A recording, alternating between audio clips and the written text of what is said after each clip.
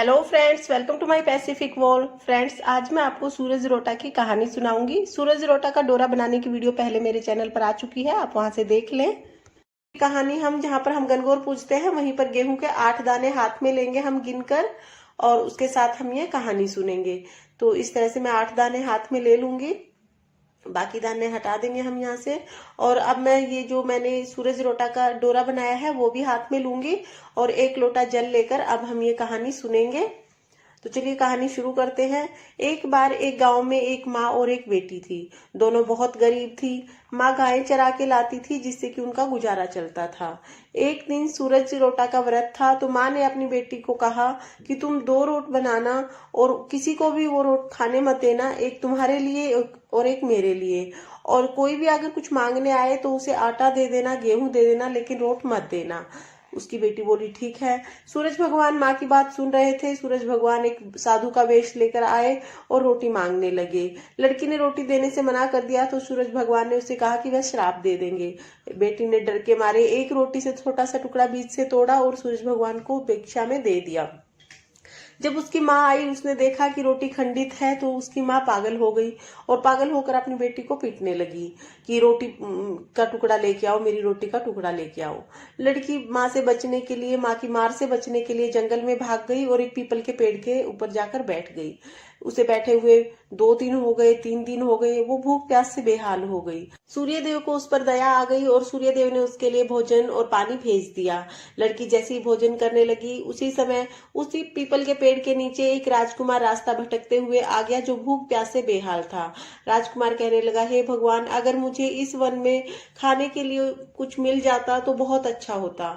लड़की ने सोचा कि यह बहुत ज्यादा भूखे हैं, तो लड़की चुपचाप से नीचे उतरती है और खाना और पानी वहां पर रख के आ जाती है। राजकुमार खाना खा लेते हैं और पानी पीते हैं। उसके बाद उन्हें ख्याल आता है कि इस जंगल में कोई तो है जो ये खाना और पानी मेरे लिए यहाँ पर रख कर गया है। राजकुमार चारों तरफ देखते हैं लेकिन कोई दिखाई नहीं देता। जब पेड़ के ऊपर देखते हैं तो पत्तों में छिपी हुई लड़की दिखाई देती है। राजकुमार उसे नीचे उतरने के लिए कहते हैं। लड़की नीचे आ जाती है। राजकुमार पूछते हैं कि तुम कौन हो, तो लड़की अपने आप को अनाथ बताती है। राजकुमार लड़की की सुंदरता पर और उसके भोलेपन पर मोहित हो जाते हैं और उससे शादी कर लेते हैं। शादी करके महल में आ जाती है और रानी बन जाती है। रानी बनने के बाद बहुत दिन ऐसे ही सुखपूर्वक बीतते हैं। एक दिन रानी देखती है कि महल के नीचे कोई बुढ़िया झाड़ू बेच रही है। जब रानी ऊपर से देखती है तो वह पहचान जाती है कि यह उसकी माँ है। रानी उसे ऊपर बुला लेती है। बुढ़िया अपनी बेटी को नहीं पहचान पाती है, लेकिन बाहुक होकर बेटी बता देती है अपनी माँ को कि मैं आपकी बेटी हूँ। जैसे ही बुढ़िया को पता चलता है कि यह मेरी बेटी है, वह दोबारा पागल हो जाती है और अपनी रोटी का टुकड़ा मांगने लग जाती है। रानी राजा के डर के मारे अपनी माँ को एक कमरे में बंद कर देती है और डेली वहीं पर अपनी माँ के लिए खाना पहुंचा देती है और लॉक लगा देती है, ताला लगा देती है और ताले की चाबी किसी को नहीं देती है। एक दिन राजा देखते हैं कि ये कमरा कभी नहीं खुलता है। राजा रानी से उस कमरे की चाबी के लिए पूछते हैं, लेकिन रानी बहाना बनाकर मना कर देती है।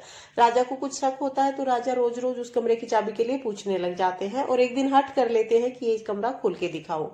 रानी कमरा खोलती है तो उसकी माँ एक सोने की शिला बन जाती है। राजा कहते हैं कि ये इतनी बड़ी शिला कहाँ से आई, तो रानी कहती है कि ये मेरे पीहर से आई।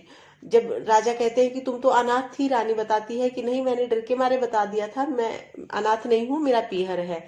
राजा कहते हैं तुम्हारे पीहर चलेंगे। रानी पीहर जाने से मना करती है, लेकिन राजा कहते हैं कि नहीं, मुझे अपनी ससुराल जाना है। तब रानी सूर्य भगवान से प्रार्थना करती है कि मुझे 3 दिन के लिए पीहरवासा दे दो। सूरज भगवान उसे 3 दिन के लिए पीहरवासा दे देते हैं। रानी राजा पीहर जाते हैं तो उसी पीपल के पेड़ के नीचे बड़ा सा महल बन जाता है। रानी का बहुत बड़ा परिवार होता है। सभी बहुत हंसी खुशी उनका स्वागत करते हैं, पकवान बनाए जाते हैं। बहुत अच्छी तरह से 2 दिन बीत जाते हैं। तीसरे दिन रानी राजा को वहां से चलने के लिए कहती है, लेकिन राजा का मन नहीं करता है चलने का।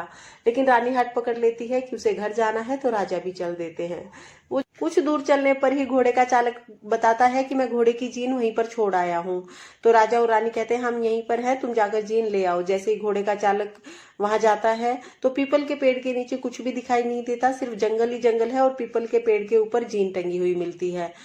घोड़े का चालक बहुत घबराया हुआ राजा रानी के पास आता है और सारी बात बताता है। तब राजा पूछते हैं रानी से कि यह क्या बात है।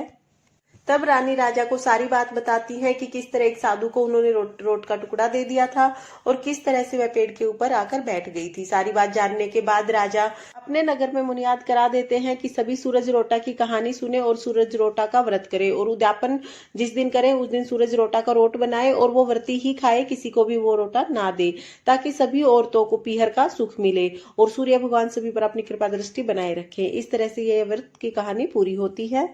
जिस दिन सूरज रोटे का उद्यापन होता है उस दिन एक रोट बनाया जाता है और उसमें एक छेद कर दिया जाता है, जिस छेद के ऊपर चुन्नी लगाकर अर्घ देते टाइम सूर्य को देखते हुए अर्घ दिया जाता है और कहा जाता है सूरज बाबा टीटियो टीटियो जैसो टूटियो, इस तरह से कहते हुए अर्घ देते हैं। और जब उद्यापन करते हैं तो 8 औरतों को जिमाते हैं और उसके बाद उनको दक्षिणा और साड़ी या तो ब्लाउज का पीस दिया जाता है और बायना निकाला जाता है। बायना सास को दिया जाता है और उस पर भी कपड़े और श्रृंगार का सारा सामान रखा जाता है।